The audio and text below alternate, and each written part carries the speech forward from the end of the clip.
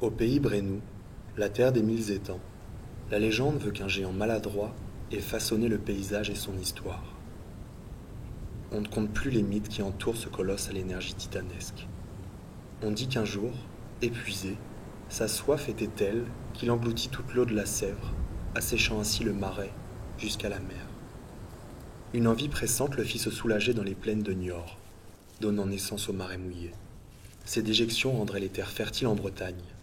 Il s'y amuserait avec des menhirs, et ses fauteuils seraient taillés dans la roche. Mais on dit aussi que de grandes marches incessantes le menaient d'un bout à l'autre du pays, d'est en ouest, de Touraine en Limousin.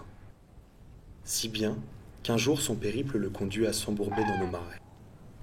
La tourbe collante qu'il y trouva alourdissait ses bottes qu'il décrottait, laissant derrière lui des monticules de terre. C'est ainsi que se dressèrent nos butons, et à leur sommet, nos châteaux.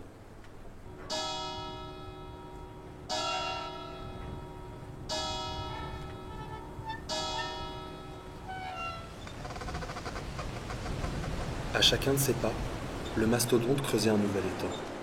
Et à chaque nouvel étang, la vie s'installa peu à peu.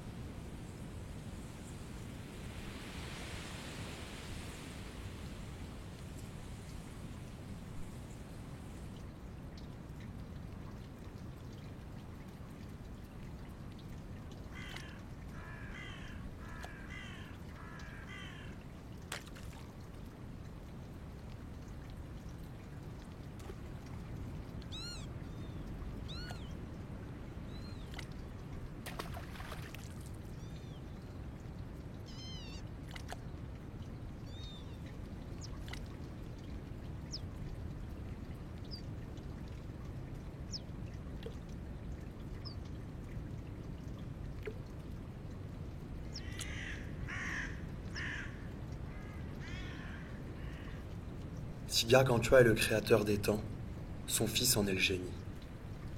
Le Berry abrite dans ce marais un être surnaturel, bisexte.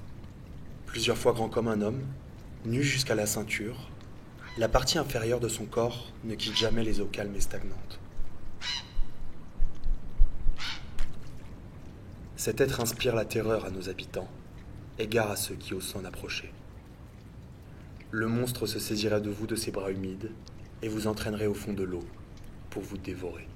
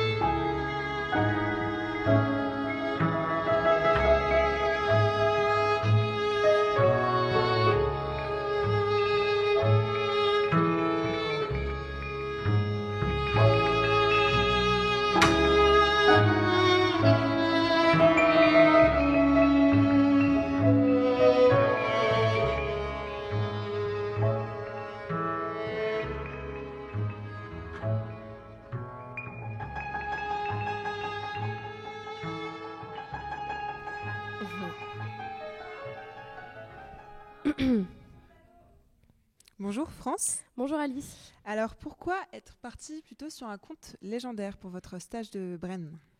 Alors le conte légendaire, c'est parti de nos recherches sur la Brenne. Donc on s'est rendu compte que l'expression de la terre des mille étangs, c'était pas emprunté pour rien. C'est clairement ce qui caractérise ce milieu, quoi. Il y a vraiment plein d'étangs, c'est super joli. Et nous, ce qu'on voulait, c'était pouvoir se balader d'un étang à l'autre. Et on a utilisé donc les légendes pour faire ça, puisque dans nos recherches, on voyait bien aussi que les légendes, c'était quelque chose de très présent dans l'histoire de la Brenne. D'accord. Et quelles ont été vos difficultés majeures par rapport à ce tournage? Avant, après, pendant?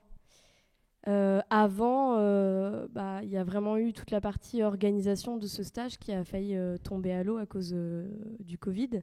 Donc on était tous un peu dans l'attente et le fait de ne pas savoir, forcément ça créait peut-être un peu de stress. Mais bon, on a réussi à y aller, donc on est super contents. Et après, pendant, la météo, hein, clairement, nous on a vraiment une semaine de mauvais temps.